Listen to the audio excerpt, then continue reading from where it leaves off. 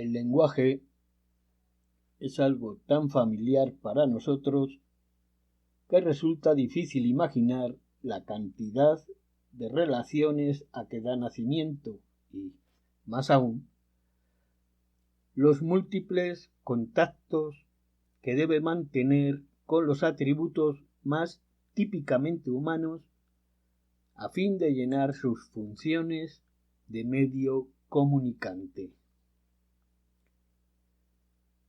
Porque el solo hecho de su existencia y funcionamiento supone una evolución cultural muy avanzada, en la cual se ha hecho una laboriosa simplificación de los resultados que ha obtenido la experiencia humana, agrupando y concretando conceptos que traducen la realidad que nos rodea.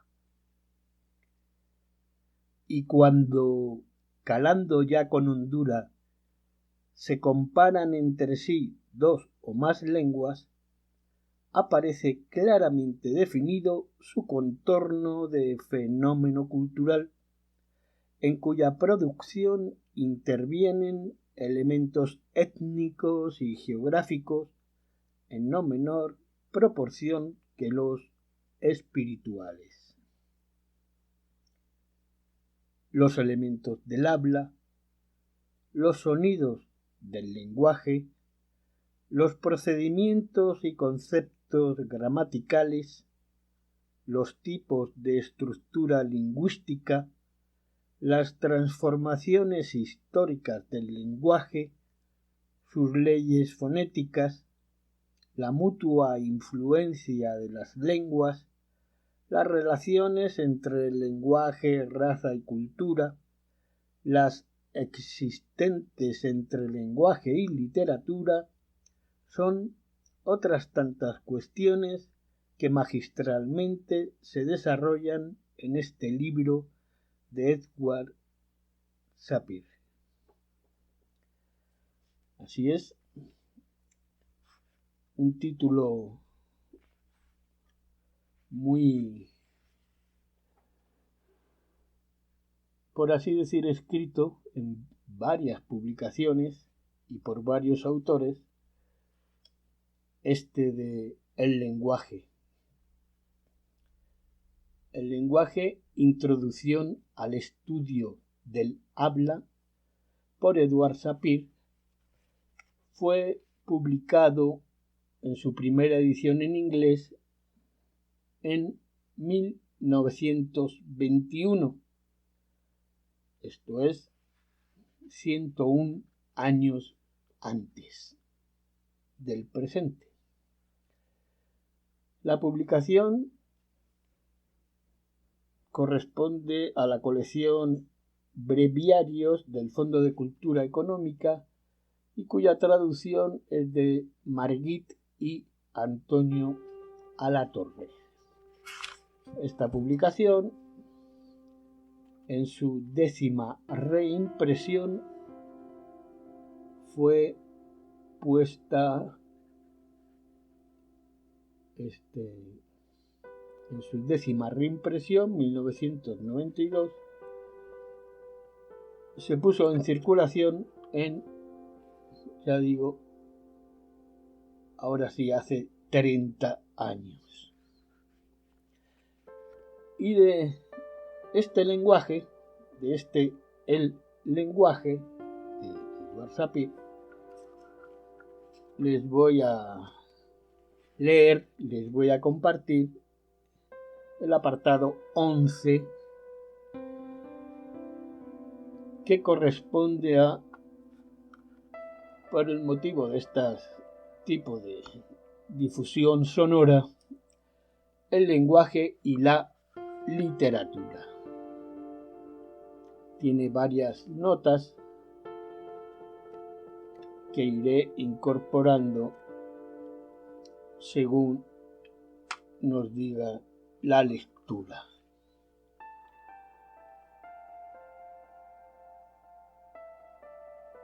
El lenguaje y la literatura. Las lenguas son algo más que meros sistemas de transmisión del pensamiento. Son las vestiduras invisibles que envuelven nuestro espíritu y que dan una forma predeterminada a todas sus expresiones simbólicas.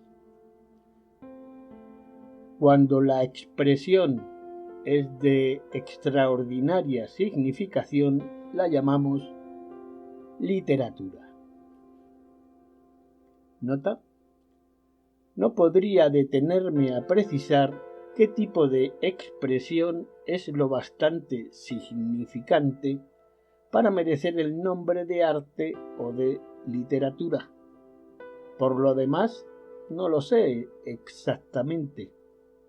Tendremos que emplear el término literatura, dando por supuesto que todos saben lo que significa.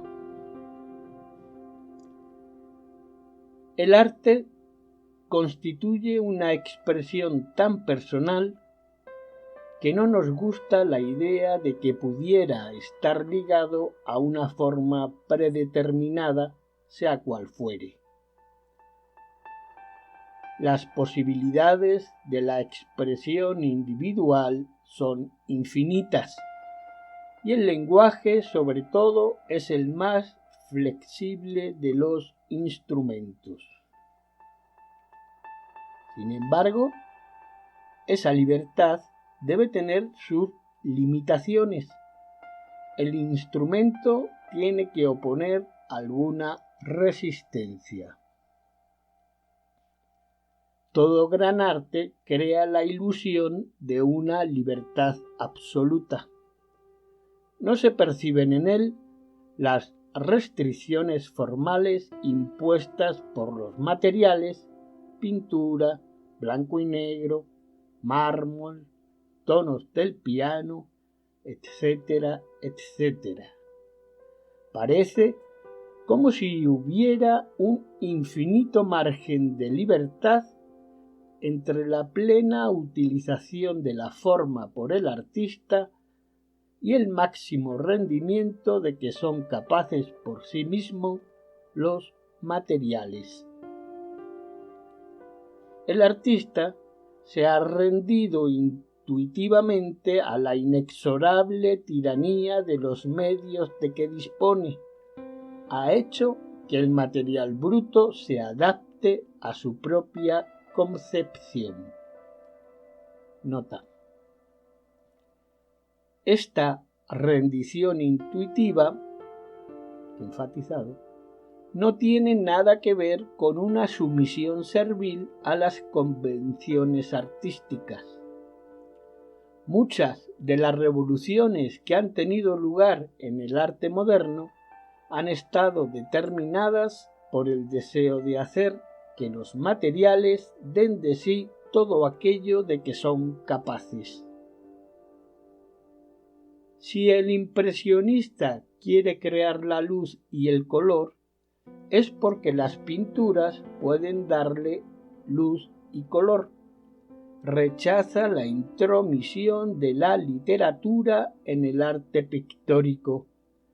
Hace a un lado la sugerencia sentimental de una anécdota porque no quiere que las virtudes de su forma particular queden oscurecidas por sombras provenientes de otro medio.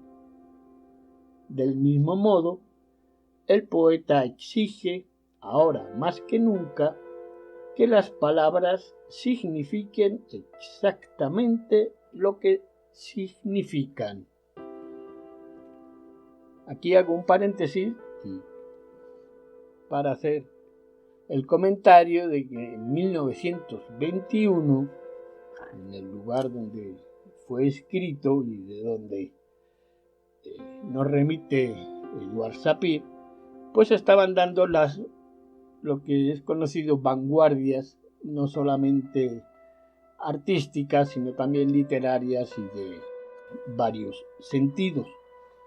Este tipo de vanguardias pues suponía completamente algo novedoso y experimentador con todo lo que se venía haciendo anteriormente. Quizás porque en 1921 pues ya había pasado esa que conocemos como la Primera Guerra Mundial. Cierro el paréntesis. Si los medios materiales desaparecen, es justamente porque en la concepción del artista no hay nada que nos indique la existencia de otros materiales.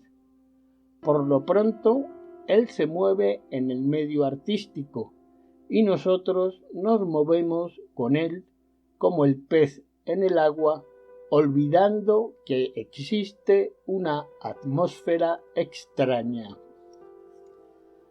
Pero basta que el artista infrinja las leyes inherentes a sus medios para que enseguida notemos, sobresaltados, que existe un medio al cual hay que obedecer. El lenguaje es la materia prima de la literatura, tal como el mármol, el bronce o la arcilla son la materia prima de la escultura. Como toda lengua tiene sus peculiaridades distintivas, las innatas limitaciones y posibilidades formales de una literatura nunca coinciden exactamente con las de otra. La literatura forjada con la forma y la sustancia de una lengua tiene el color y la contextura de su matriz. El artista literario quizá no se da cuenta de la manera peculiar como esa matriz lo limita o lo favorece, o lo guía en cualquier otra forma. Pero basta que se traduzca su obra a un idioma distintivo para que salte a la vista la naturaleza del molde original. El artista ha meditado o sentido intuitivamente todos sus efectos de acuerdo con el genio formal de su propia lengua. Es imposible trasladarlos a otra lengua sin mengua o alteración. Benedetto Croce, véase su Estética, tiene toda la razón cuando dice que una obra de arte literaria nunca puede traducirse. Sin embargo, la literatura se traduce, y en ocasiones con asombroso acierto. Esto nos lleva a preguntarnos si en la literatura no se mezclan acaso dos niveles distintos de arte. Un arte general, no lingüístico, que puede transferirse sin pérdida a un medio lingüístico ajeno, y un arte concretamente lingüístico incapaz de transferencia. ¿Nota? La cuestión de si las obras artísticas son o no transferibles me parece de un auténtico interés teórico. A pesar de todo lo que digamos acerca del carácter soberanamente único de una obra de arte determinada, sabemos muy bien, aunque no siempre lo reconozcamos, que no todas las producciones excluyen del mismo modo la posibilidad de una transferencia. Un estudio de Chopin es inviolable, se mueve por completo dentro del mundo acústico del piano. Una fuga de Bach puede traducirse a un sistema de timbres musicales diferentes sin que por ello disminuya gravemente su significación estética. Chopin se sirve del lenguaje del piano como si no existiera otro. El medio desaparece. Bach habla el lenguaje del piano como un medio práctico para dar expresión a una concepción forjada en el lenguaje general de los tonos. Fin de nota. Me parece que esta distinción es absolutamente válida, aunque en la práctica ninguno de los dos niveles se llega a dar en forma pura. El arte literario emplea el lenguaje como medio, pero ese medio consta de dos capas: el contenido latente del lenguaje, expresión intuitiva de la experiencia, y la conformación peculiar de una lengua determinada, o sea, el cómo concreto de nuestra expresión de la experiencia. La literatura cuya sustancia procede ante todo, nunca por completo, del nivel inferior, por ejemplo una obra de Shakespeare o El Quijote, puede trasladarse sin perder demasiado su carácter.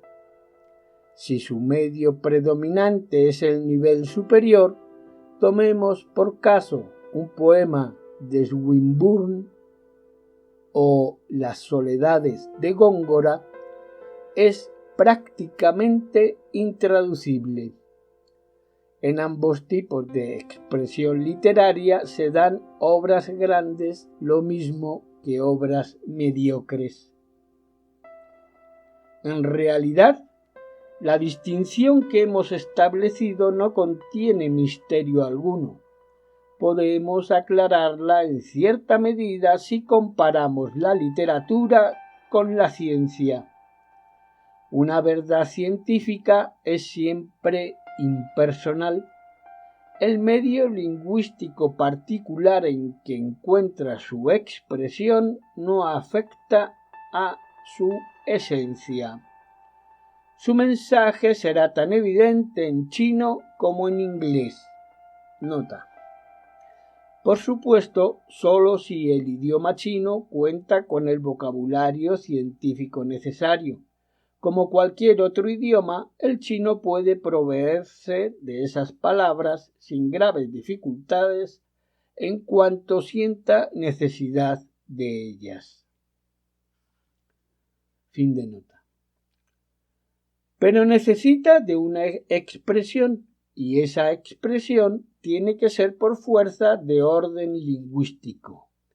En realidad, el hecho mismo de captar una verdad de orden científico es un proceso lingüístico, puesto que el pensamiento no es sino el lenguaje desprovisto de su vestidura exterior.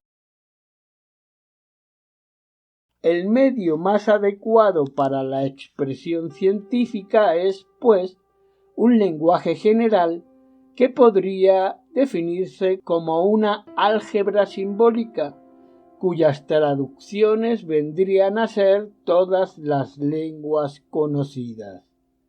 La literatura científica es fácil de traducir porque la expresión científica original es en sí misma una traducción. La expresión literaria es personal y concreta, pero esto no quiere decir que su significado dependa por completo de las cualidades accidentales del medio.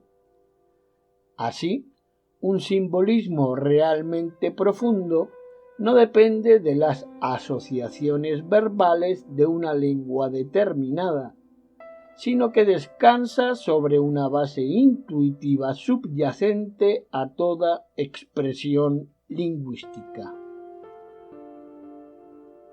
La intuición, entrecomillado, del artista, para emplear el término de Cross, surge de inmediato de una experiencia humana general, pensamiento y sentimiento, y la experiencia individual del artista constituye una selección personalísima de esa experiencia general.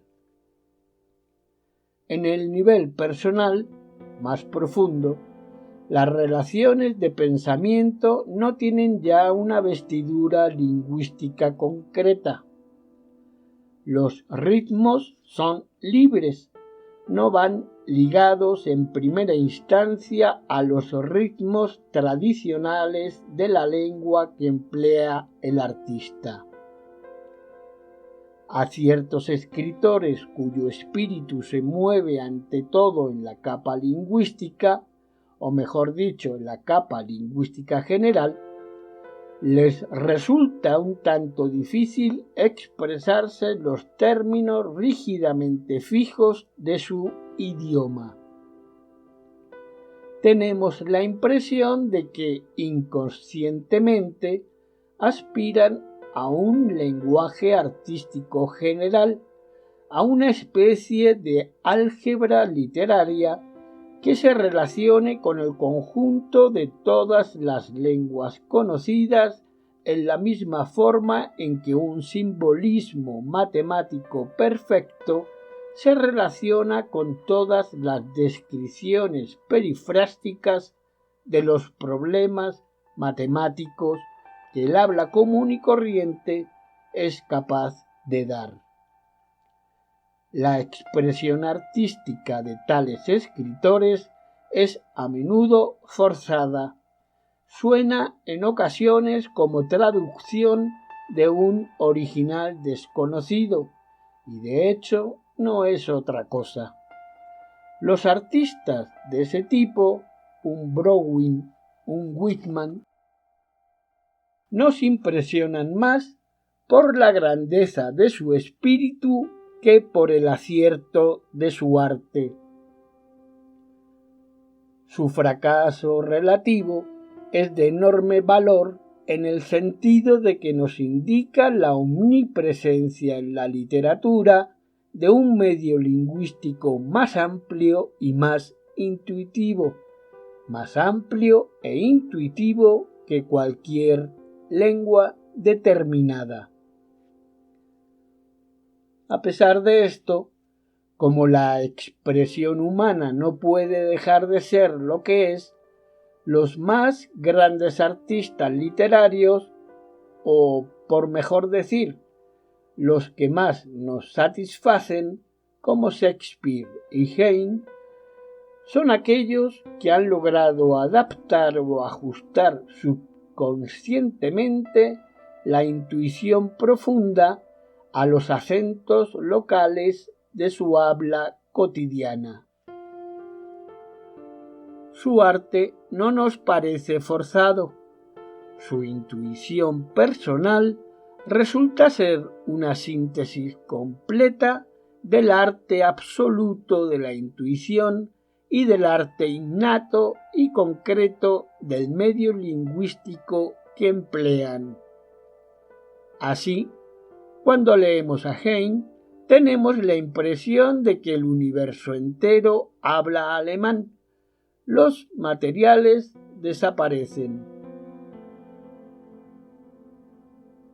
Toda lengua es en sí misma un arte colectivo de la expresión. En ella yace oculto un conjunto peculiar de factores estéticos, fonéticos, rítmicos, simbólicos, morfológicos, de factores estéticos que no coinciden nunca por completo con los de otra lengua. Puede suceder que esos factores conjuguen su acción con la de aquel lenguaje absoluto y desconocido a que he aludido, tal es el método de Shakespeare y de Heine, o bien que elaboren un arte peculiar e individual, el arte innato del lenguaje, intensificado o sublimado. Este último tipo, al cual pertenece el arte literario o más técnico de un Swinburne y de un gran número de sutiles poetas menores es demasiado frágil para subsistir largo tiempo. Está hecho con materiales espiritualizados, no con espíritu. El éxito alcanzado por poetas como Swinburne tiene el mismo valor diagnosticador que los relativos fracasos de un Browning. Muestra hasta qué punto puede apoyarse el arte literario en el arte colectivo de la lengua misma. Hay escritores que elaboran a tal grado la técnica que ese arte colectivo se torna exageradamente individual y casi insoportable. No siempre nos gusta que alguien venga a congelar y a petrificar nuestras realidades más vivas. Todo artista tiene que aprovechar los recursos estéticos de su propio idioma. Feliz él si la paleta de colores que le suministra la lengua es rica, si el trampolín es ligero. Pero no hay que atribuir a su talento las formas afortunadas que son propias de la lengua misma. Debemos partir de las posibilidades de esa lengua, con todo lo que tenga de flexibilidad o de rigidez, y examinar la obra del artista a la luz de tales posibilidades. Es más alta una catedral levantada en la llanura al nivel del mar que un simple palo clavado en el Monte Blanco. En otras palabras, no debemos incurrir en el error de admirar un soneto francés por el hecho de que sus vocales son más sonoras que las del inglés, ni censurar la prosa de Nietzsche por la sola razón de que abunda en combinaciones de consonantes que asustarían a cualquier persona de habla inglesa. Juzgar de ese modo la literatura equivaldría a admirar el Tristán e Isolda de Wagner simplemente porque nos encanta el sonido de los cornos.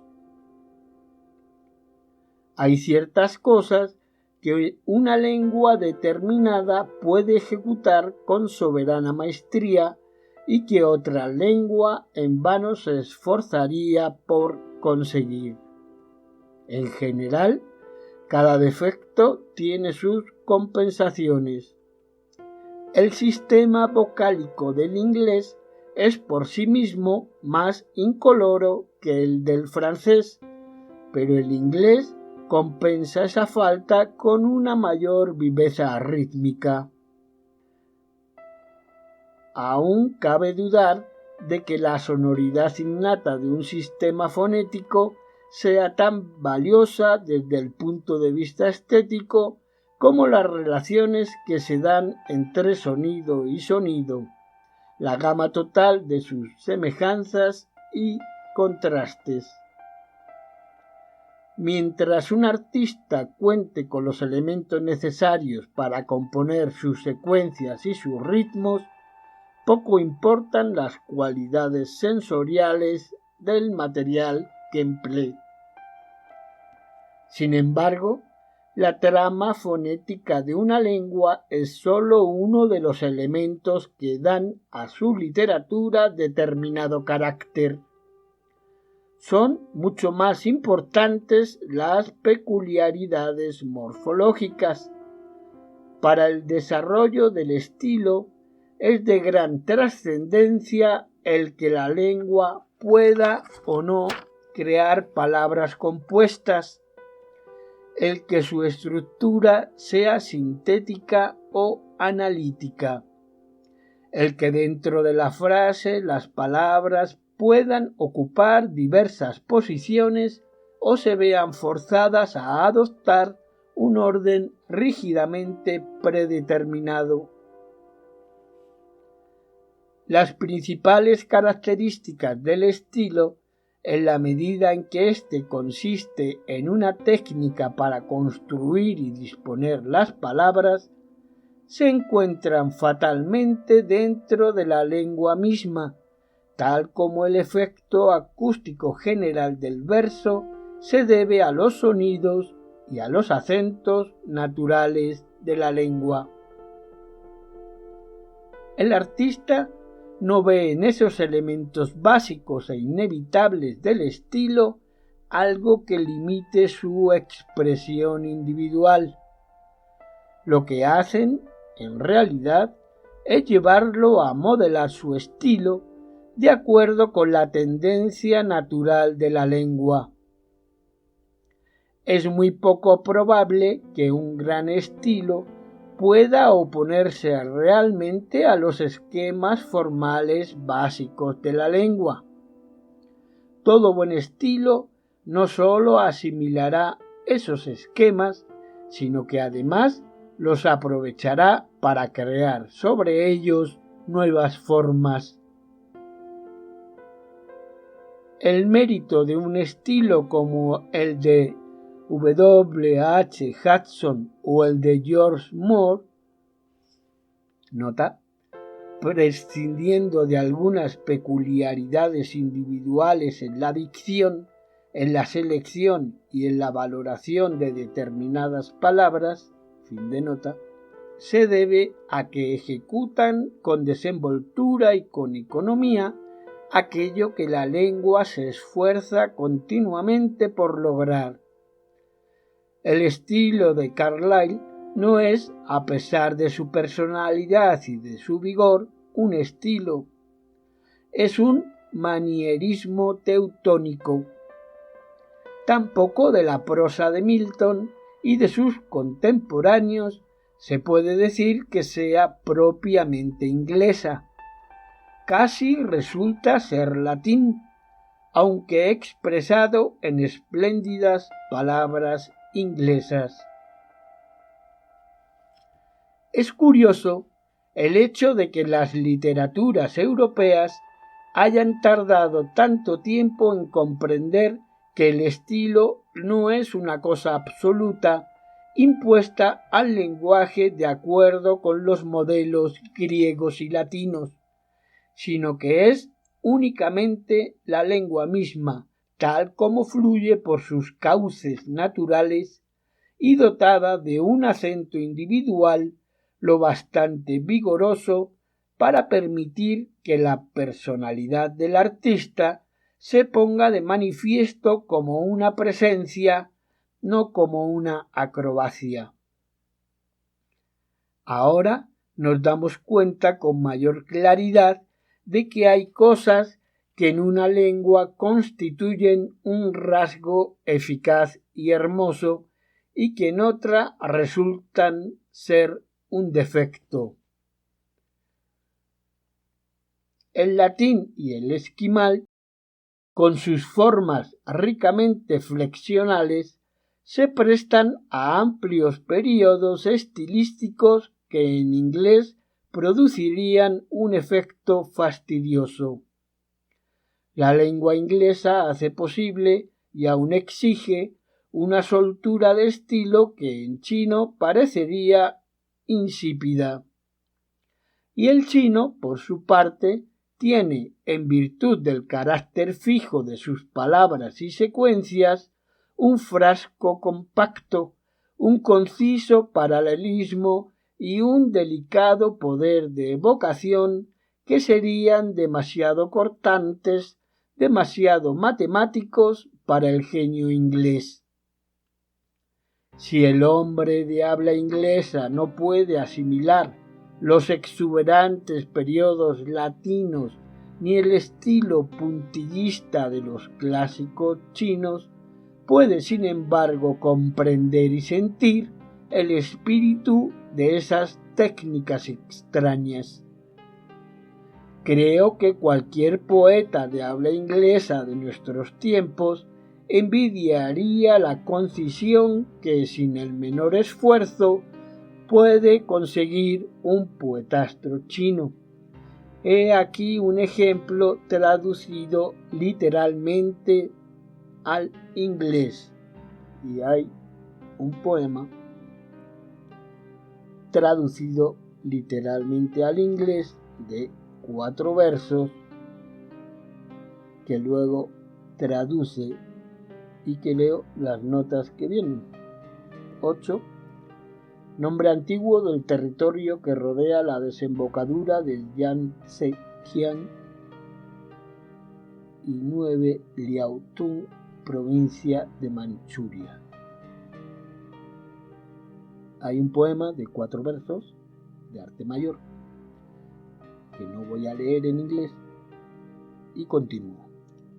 Estas cuantas palabritas, 28 sílabas en el original chino, podrían interpretarse de la siguiente manera. Se abre comillas.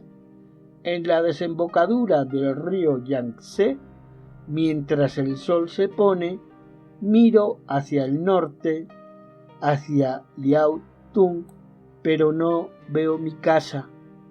La sirena del vapor silba varias veces sobre la infinita extensión en que se confunden el cielo y la tierra. Flotando mansamente como una caña, el buque sale del Reino Medio. El Reino Medio es China. Fin de la traducción del poema. Pero no hay que envidiar demasiado esa concisión del idioma chino. También la mayor prolijidad del inglés tiene sus bellezas, y la compacta exuberancia del estilo latino no deja de tener sus encantos. Casi puede decirse que hay tantos ideales naturales de estilo literario como lenguas. La mayoría de esos ideales no existen sino en potencia, viven en el idioma, en espera de artistas que quizá nunca habrán de venir. Y sin embargo, los textos que se conservan de la tradición primitiva y de los cantos de época remota contienen pasajes de vigor y de belleza inigualables. La estructura de una lengua suele dar lugar a un conjunto de conceptos que para nuestros ojos son todo un descubrimiento estilístico. Hay palabras del Algonquín que son como minúsculos poemas imaginistas, entrecomillados. Debemos tener cuidado de no considerar novedosas unas expresiones que, en parte, solo lo son para nosotros. No obstante, hay siempre la posibilidad de que surjan estilos literarios totalmente extraños a nosotros, cada uno con sus características peculiares, cada uno como una nueva búsqueda de la forma más bella. Para ilustrar la dependencia formal de la literatura con relación al lenguaje, quizá no haya nada mejor que el aspecto prosódico de la poesía. Para los griegos, el verso cuantitativo era cosa natural, no sólo porque la poesía nació ligada al canto y a la danza. ¿Nota? El origen de la poesía es, en todas partes, inseparable del canto y del ritmo de la danza. Sin embargo, los tipos acentuales y silábicos de versificación parecen predominar sobre los tipos cuantitativos. Fin de nota. Para los griegos, el verso cuantitativo era cosa natural, no sólo porque la poesía nació ligada al canto y a la danza, sino también porque las alternancias de sílabas largas y breves era una realidad viva de la economía cotidiana de la lengua. Los acentos tónicos que no eran simples fenómenos secundarios de la acentuación general, contribuían a dar a la sílaba una individualidad cuantitativa. Cuando la poesía latina adoptó los metros griegos, pudo hacerlo sin gran dificultad, porque también la lengua latina se caracterizaba por un agudo sentido de las distinciones cuantitativas. Sin embargo, en latín el acento desempeñaba un papel más importante que en griego. Es probable que por esa razón los metros puramente cuantitativos, modelados a imitación de los metros griegos, parecieran un poco más artificiales que en la lengua en que surgieron originalmente. El intento de escribir versos ingleses según los paradigmas latinos y griegos nunca ha dado buenos resultados. La base dinámica del inglés no es la cantidad de las sílabas, sino el acento, la alternancia de sílabas acentuadas y no acentuadas. Nota: las diferencias cuantitativas existen en inglés solo como hecho objetivo, no tienen el valor interno y psicológico que poseían en griego. Fin de nota. Esta circunstancia da al verso inglés un carácter totalmente distinto y ha determinado el desarrollo de sus formas poéticas. Aún hoy sigue presidiendo a la creación de nuevas formas. 1921. En la versificación francesa, como en la española, ni el acento ni la cantidad de cada sílaba constituye un factor psicológico de importancia, según sus palabras. La sílaba tiene en sí misma gran sonoridad y no hay en ella notables fluctuaciones de cantidad ni de acento.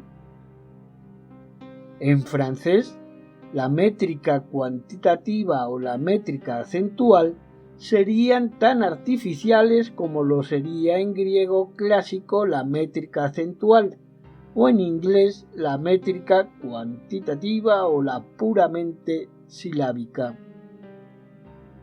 La prosodia francesa no pudo menos que desarrollarse a base de grupos de sílabas que constituyen unidades individuales. La asonancia y más tarde la rima fue una innovación afortunada y aún necesaria, pues permitió articular y dividir el flujo un tanto desorganizado de las sílabas sonoras.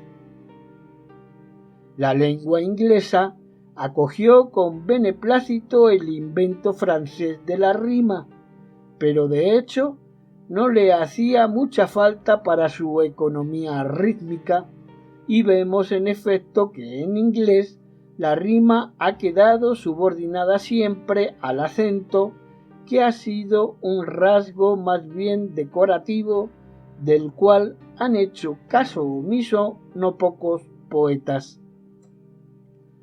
No ha sido mera casualidad psicológica el que la rima entrara más tarde al inglés que al francés, y que el inglés haya comenzado antes a abandonarla. Nota: Verhaeren no era ciertamente un esclavo del verso alejandrino, y sin embargo en una ocasión dijo a Symonds, a propósito de la traducción de Les Aules, que la ausencia de rima le parecería muy bien en la versión inglesa, pero que en francés, a juicio suyo, carecía de sentido. Entrecomillado, fin de nota. El verso chino se ha desarrollado en forma muy semejante al verso francés. La sílaba constituye en chino una unidad todavía más cerrada completa y sonora. La cantidad y el acento son demasiado inestables para constituir la base de un sistema métrico. La rima y los grupos de sílabas, es decir, el empleo de determinado número de sílabas por cada unidad rítmica, son, por esa razón, dos de los factores determinantes de la prosodia china. El tercer factor, que consiste en la alternancia de sílabas de entonación normal con sílabas de entonación ascendente o descendente, es exclusivo del chino. Literatura comparada. Morfología. Como nos decían aquí en la portada, en la parte de atrás. Resumiendo lo anterior, podemos decir que el principio que determina el verso griego y el latino es el contraste de valores cuantitativos.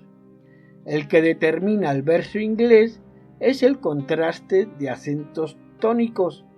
El del verso francés y español es el número de sílabas y la rima. Y el principio que determina el verso chino es el número de sílabas, la rima y el contraste de entonación.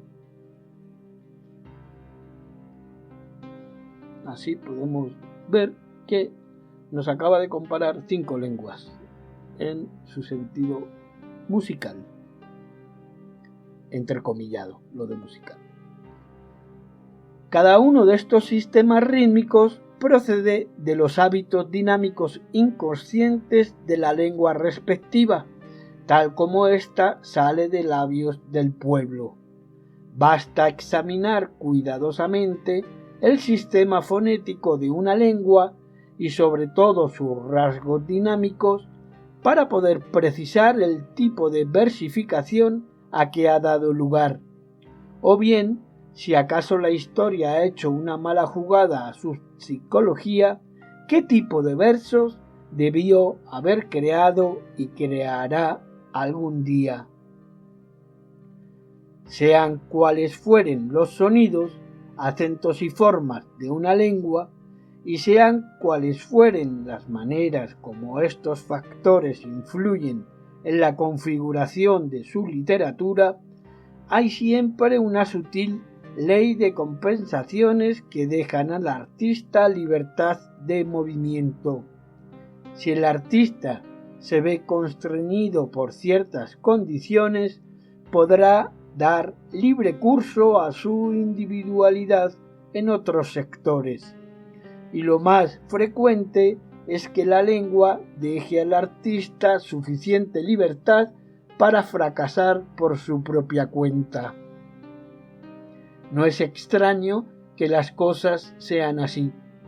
El lenguaje es en sí mismo el arte colectivo de la expresión, la suma de miles y miles de intuiciones individuales. El individuo se pierde en la creación colectiva, pero su expresión personal deja alguna huella en ese margen de libertad y de flexibilidad inherente a todas las obras colectivas del espíritu humano. El lenguaje es siempre capaz de dar expresión a la individualidad del artista, o si no lo es, se puede hacer que lo sea en poco tiempo. Si en una lengua determinada no aparece ningún artista literario, esto no se debe esencialmente a que la lengua constituya un instrumento demasiado débil, sino al hecho de que la cultura del pueblo no es favorable al nacimiento de una personalidad que se afane por encontrar una expresión literaria realmente individual. Concluye este apartado 11, el lenguaje y la literatura, incluido en el lenguaje, Introducción al estudio del habla por Eduard Sapir, escrito en 1921 publicada esta versión en su 10ª reimpresión, 1992, en la colección Breviarios por el Fondo de Cultura Económica, cuya traducción es de Margit y Antonio Alatorre. Así, Eduard Sapir, su concepto en aquellos años de las vanguardias, no solamente literarias, ya digo, de esas propuestas nuevas que salían conforme al lenguaje, pues hace una reflexión y comenta que algunas pues no lo eran tanto si se basaban en su sonoridad, musicalidad, dado que la propia lengua en la que era expresada esa literatura en sí mismo ya traía esa forma musical referida a los acentos y a las entonaciones, y que puede ser sorpresiva y vanguardista para otra gente de otras latitudes, pero que en sí misma pues forma parte de esa expresión colectiva que es la lengua misma. Así, el lenguaje, ya digo, este título lo pueden encontrar por muchos autores y no constituye por eso una imitación ni un esto, sino que está tratado el lenguaje desde diferentes puntos de vista y en épocas y geografías también distantes. Con todo lo dicho, o con todo lo poco dicho, o lo mucho dicho, pues nos escuchamos en la próxima ocasión. Muchas gracias. Tengan felices tiempos.